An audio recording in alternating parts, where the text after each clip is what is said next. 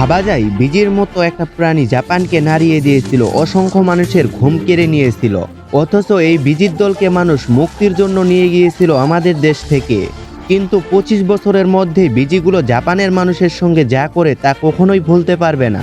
কিভাবে একটু পরেই বুঝতে পারবেন। তবে হ্যাঁ, এই গল্প আমাদের শিখিয়ে দেয় প্রকৃতির সাথে খেললে তার ফলাফল কত ভয়ঙ্কর হতে পারে।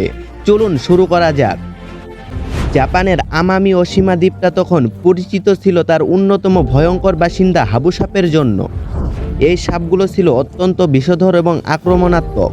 2 মিটার এই দৈর্ঘ্য সাপগুলো দ্বীপের মানুষের একসময় সেব অভিশাপ মনে করত।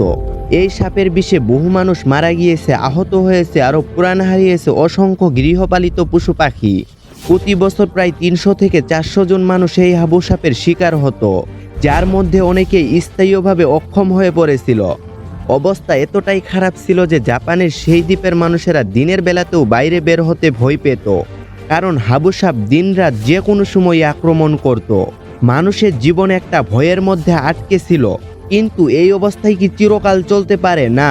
তাই এই দ্বীপের সকল বাসিন্দারা ভাবতে শুরু করলো এই সাপের হাত থেকে কেমনে মুক্তি পাওয়া যায়। সাল 1979 দ্বীপটা সেই ভয়ঙ্কর সাপের সমস্যা সমাধান করতে বিজ্ঞানীরা এক নতুন পরিকল্পনা নেয়। আমাদের এই দক্ষিণ এশিয়া থেকে একটা প্রাণী আনা হবে যেটা হবে হাবু সাপের শত্রু, যার বিষেও কোনো সমস্যা হবে না। সেই প্রাণী হলো মঙ্গুস বা বেজি। এই ছোট প্রাণী সাপকে তাড়া করার জন্য এবং মারার জন্য বিখ্যাত। মঙ্গুসের দুর্দান্ত গতি আর সাহস থাকায় সাপের বিষের হাত থেকে রক্ষা করে।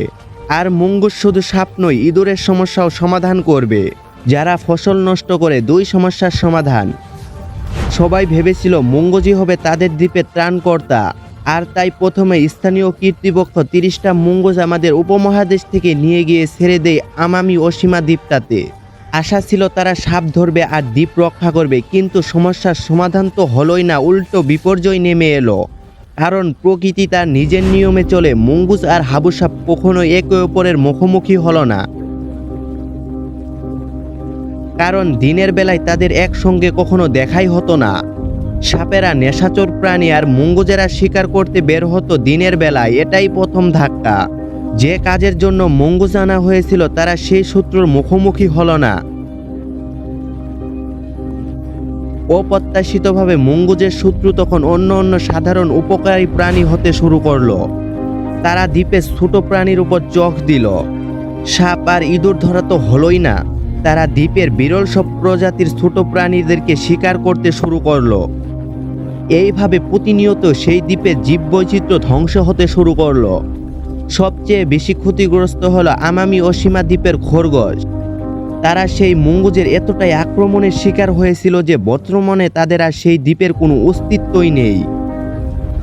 আরও ভয়াবহ ব্যাপার হলো মারাত্মকভাবে সেই দ্বীপের পাখিরা মঙ্গুজের হাতে শিকার হতে থাকে। অথচ মঙ্গুজেরা শুধু সাপ মারবে আশা এমনটাই ছিল, কিন্তু তাদের নতুন শিকার দ্বীপের স্থানীয় জীববৈচিত্র্যের অভিশাপ হয়ে দাঁড়ায়। তাদের অগ্রাসী আচরণে দ্বীপটার পরিবেশের ভারসাম্য নষ্ট হতে থাকে। স্থানীয় মানুষরা হঠাৎ করে নিজেদের চারপাশে বিশাল পরিবর্তন দেখা শুরু করে। যেসব প্রাণী তারা দেখতে পেত তাদের অনেকেই অদৃশ্য হয়ে যেতে শুরু করে। এত কিছু হওয়ার পরেও কি সেই দ্বীপের মানুষেরা চুপচাপ বসে থাকতে পারে? না। আর তাই তো সেই দ্বীপের মানুষেরা তখন বুঝতে শুরু করলো মঙ্গুস হাবু সাপ মারছে না, বরং তারা প্রকৃতির বিপর্যয় ঘটাচ্ছে। তখন শুরু হলো আরও এক নতুন যুদ্ধ। এবার যুদ্ধ মানুষ আর মঙ্গুজের সাথে। 2000 সালের শুরুর দিকে মঙ্গুস ধরার জন্য বড় অভিযান শুরু হলো। মানুষ ফাঁদ বসালো, বিষাক্ত খাবার ছড়ালো, এমনকি কুকুর দিয়েও মঙ্গুস ধরা শুরু করলো। লোকজনের মধ্যে আতঙ্ক ছড়িয়ে পড়লো। মঙ্গুস দ্রুত সংখ্যায় বাড়তে শুরু করলো। আর মানুষ বুঝতে পারলো তাদের নতুন শত্রু মোকাবেলা এখন প্রতিনিয়ত কঠিন হয়ে যাচ্ছে। অবশেষে এই মহাবিপদের গুরুত্ব বুঝতে পারে। আর তাই তো 2000 সালের শুরুতে তারা অপারেশন মঙ্গুস শনাক্ত ঘোষণা করে।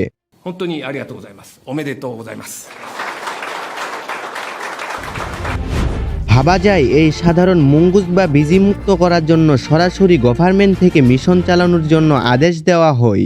মঙ্গুস ধরার জন্য বিশেষ দল গঠন করা হলো। দ্বীপে এক মহা অভিযান শুরু হলো। ফাঁদ পেতে বিভিন্ন খাবার ছড়িয়ে এমনকি মঙ্গুস ধরার ট্রেনিংপ্রাপ্ত বিষধর কুকুর ব্যবহার করে অভিযান চালাতে থাকে। প্রতি রাতে দলটা দ্বীপের বিভিন্ন অংশে অভিযান চালাতে থাকে। এভাবেই বছরের পর বছর ধরে অবশেষে ঠিক 25 বছর পর 2018 সালে জাপান সরকার ঘোষণা করে আমামি ওশিমা দ্বীপটা এখন সম্পূর্ণভাবে মঙ্গুস মুক্ত। আসল ঘটনা কি তাহলে এখানেই শেষ? হতাশার সঙ্গে বলতে হয়, বিজির সাথে 25 বছরের যুদ্ধে মানুষ জয়ী হয়েছে ঠিকই, সেই সকল বিজির দল দ্বীপটার যে ক্ষতি করেছে তা অপূরণীয়। এখনও আমামি ওশিমা দ্বীপটার বৈচিত্র্য পুরোপুরি রিকভারি করতে পারেনি। 15টা স্থায়ী প্রজাতির প্রাণী আজ বিলুপ্ত হয়ে গিয়েছে। আর প্রকৃতির সাথে যখন আমরা লড়তে যাই তার ফলাফল কতটা ভয়াবহ হতে পারে তা আমরা আবারও দেখতে পারলাম। তবে আমাদের মনে রাখতে হবে যে প্রকৃতির ভারসাম্য রক্ষা করা আমাদের দায়িত্ব, আর এটাকে নষ্ট করা মানে হলো ভবিষ্যতে আমাদের নিজেদের বিপদ নিজেরাই টেনে আনা। পরিশেষে একটা কথাই বলবো, মনে রাখতে হবে প্রকৃতির শক্তি সবসময় মানুষের চাইতে বড়, আর প্রকৃতির সঙ্গে আমরা কখনোই লড়াই করে পেরে উঠতে পারবো না।